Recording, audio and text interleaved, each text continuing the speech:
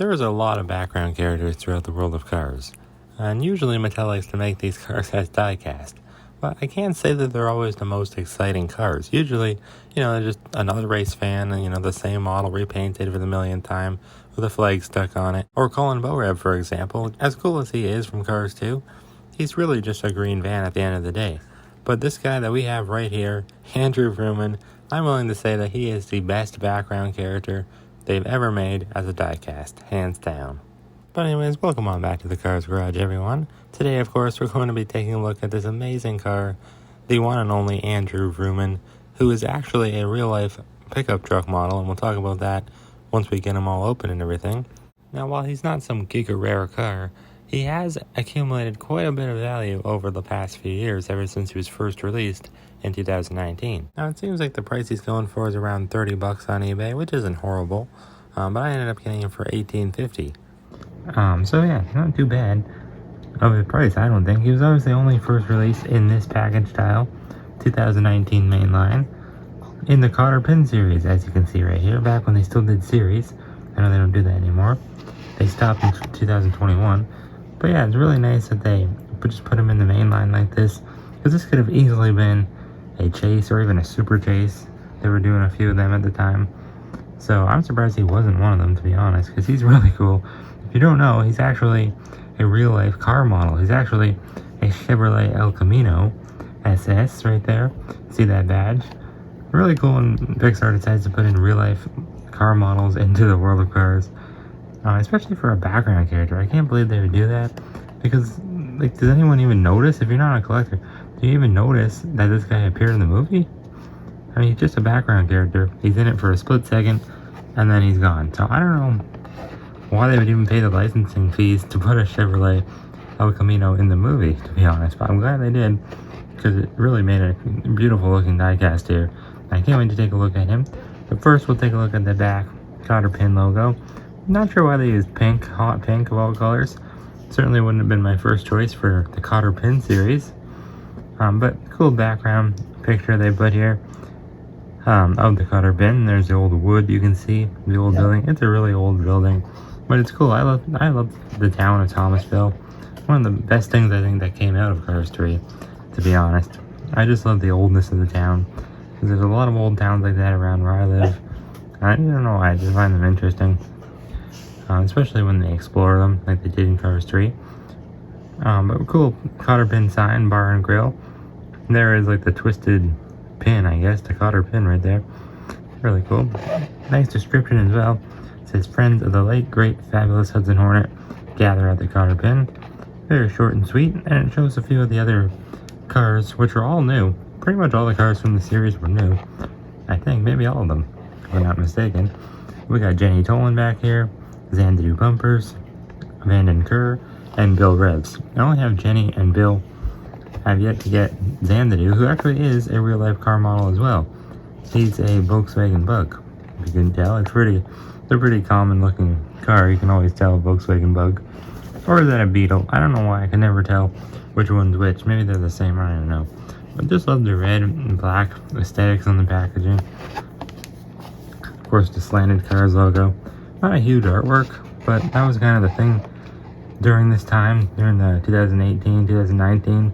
They carried over this packaging into 2019, so that's why he has this packaging. But there's also a version of Andrew that actually has the Blue Desert packaging, but it's still from 2019. So he was still only released one time. Let's put McQueen and Cruz off to the side. Let's unbox him right now.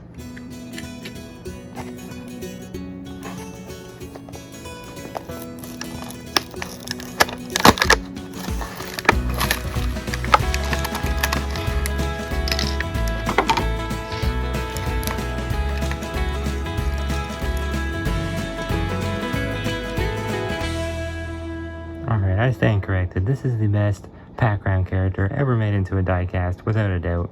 Possibly even the best character, to be honest. I mean, just look at this model.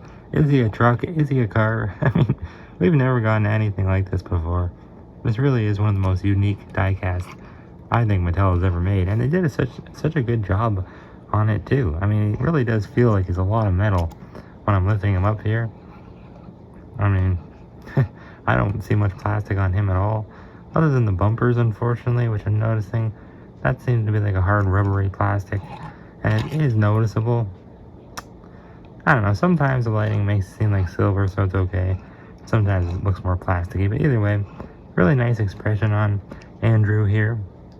Simple. He was just one of the cars, like I said, sitting at the bar at the Cotter Pin, sipping on some gasoline.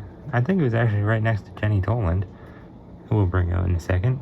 But he's obviously a 1970 Chevrolet El Camino SS, which actually means super sport, so he's definitely a sporty car.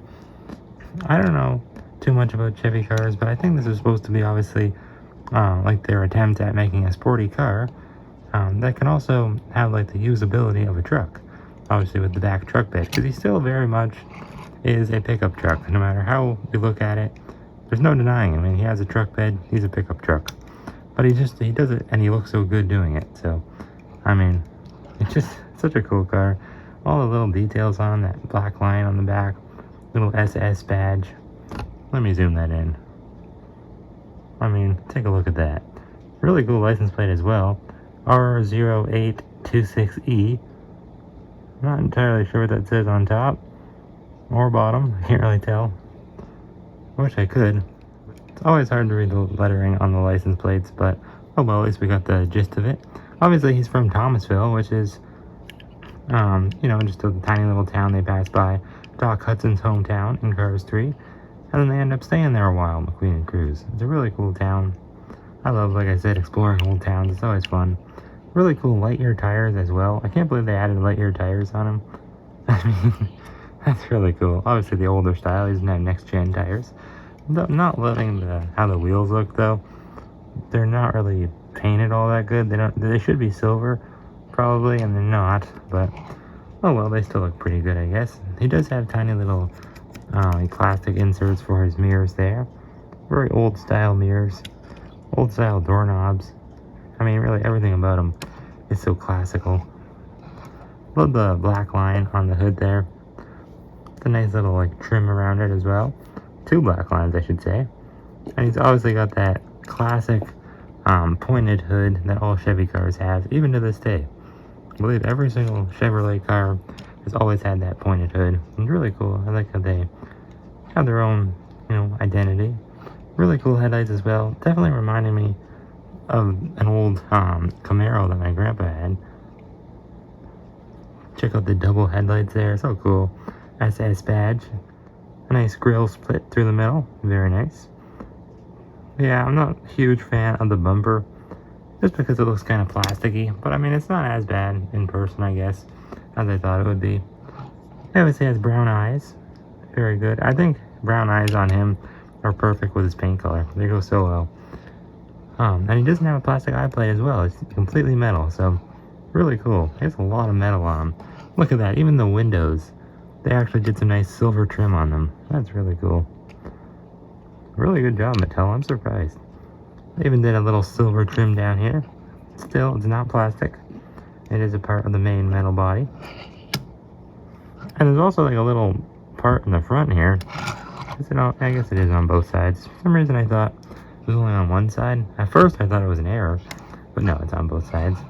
Basically just a continuation of that little trim there. Really cool. Check out his truck bed.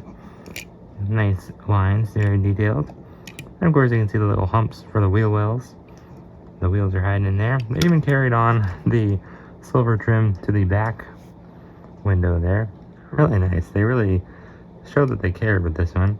Very small little square taillights there. Very nice. Absolutely. I love everything about this car. One of my favorite die-casts I think they've ever made. I don't know what that is. Tiny little jut out there. Maybe it's supposed to be a badge or something. I don't know. But yeah, the black on top, I'm noticing now, isn't applied as nice as it could have been. It's usually what Thailand cars do though. They like to apply paint over top the old paint, and then it just doesn't come through all that well sometimes. But anyways, let's take a look at the base, see what's going on down there. Wow, I'm surprised. I would have thought for sure it would have said Chevrolet El Camino, or at least Chevy. Nothing. Wow, that's pretty weird. They always do that though. Well, anyway, it says made in Thailand, Mattel. I feel like extra numbers, it seems like, down there. I feel like it's more than usual. Very nice detailed base as well. And the date stamp reads MO3A. So I think that means the third week of probably 2019, which should have, yeah, that would have made sense, I think. That's pretty early in the year, so he would have been released later on down the line in 2019. So that makes sense. Here's Jenny Toland. I love these Cotter Pin cars. I actually have quite a bit of them. Because I remember I went to Wally Mart one time, probably in 2019 or early 2020, one of those years. And I just found a whole bunch of them. So, yeah, here's Jenny Toland, looking very nice. She's obviously just a small little car. Not that old of a car, but she's definitely run down. She's got one of her doors, a different color, it's purple, and the rest of her color is turquoise. I always like that. Very cool little rundown car here. Jenny Toland. She's actually pretty rare. Definitely rarer than Andrew, which is surprising. It's full of rust as well. She just looks like an old car. Like, not that old, but, you know, still within the last 20, 30 years. But she looks like a car you'd find at an old town like Thomasville. Here's Jen Tan Sedan. Now, technically, it's not certain if she actually appears in the Cotter Pin. This model of car actually appears a lot throughout Cars 3. They use it a ton. At the Florida 500, the Thunder Hollow, all kinds of locations. But it's a really cool model. Okay, it's not that cool. It's actually pretty boring. But I don't know what it is I really do like about Jen Tan Sedan. I guess I just like brown cars. She actually reminds me a lot of Andrew because of the very similar color she has. Andrew's a bit more golden though, definitely nicer.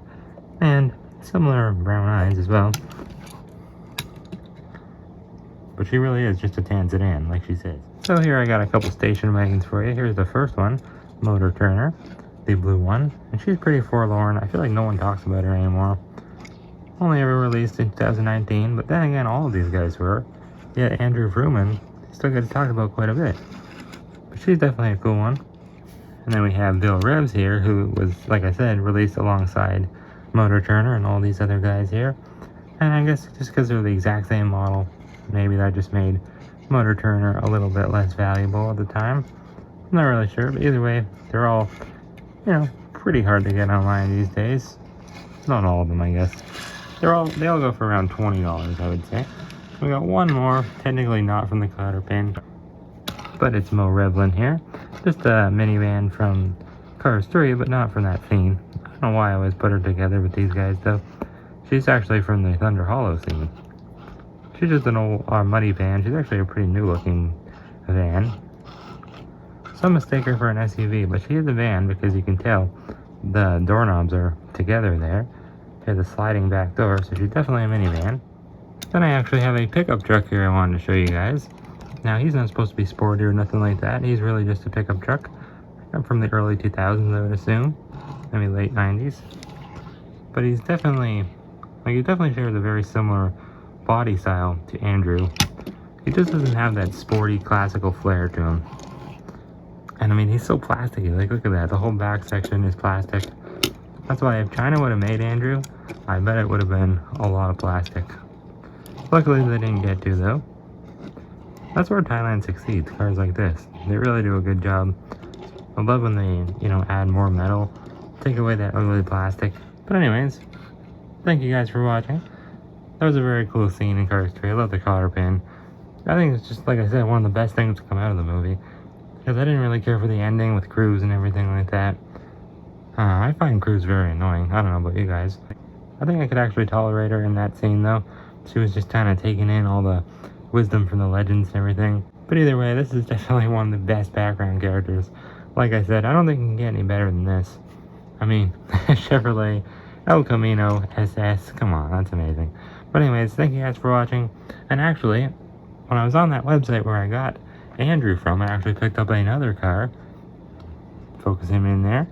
Nick Pittire. A really cool car that I got from 2019 as well. World Grand Prix Series. Obviously, Nigel Gearsley's Pity. So I thought I'd get him, and we'll be reviewing him real soon. So make sure you check out that video. And with that, I'll see y'all next time on the Cars Garage.